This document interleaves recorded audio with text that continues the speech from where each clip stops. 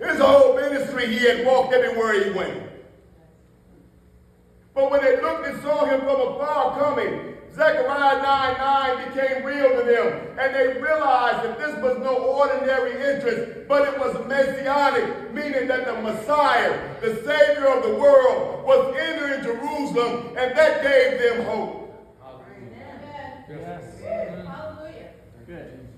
They began to praise because when they saw Jesus, doubting, they had hope.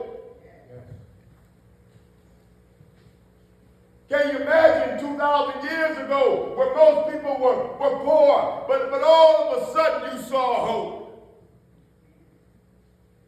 They lived in a day where there was no Mercy healthcare system. There was no Toledo clinic. There was no Prometa. There wasn't any of that. If you were sick, you was just sick. But in a moment they saw Jesus coming and they began to yell and scream because they had hope.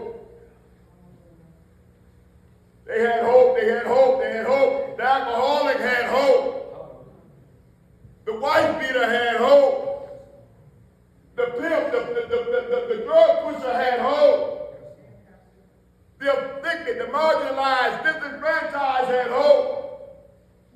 Just seeing him march in on the donkey, they saw Messiah. The widow and the orphan had hope, so they all began to praise Jesus. And to some of us, hope is not very important.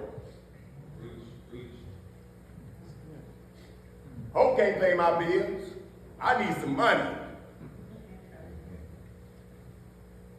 Hope can't fix my marital issue. I need more than that.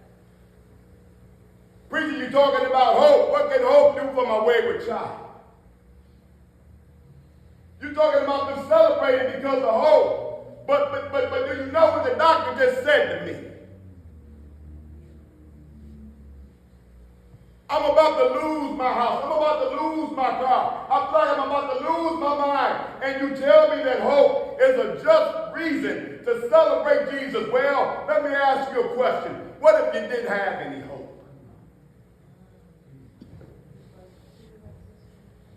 What if hope just didn't exist?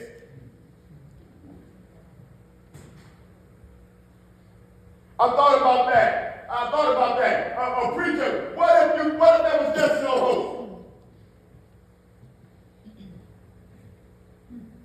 When mom with mental illness, with schizophrenia and depression, raised 4 of us while my father was in prison, what if there was no God? What if there was no hope? What if there was just no hope? No hope.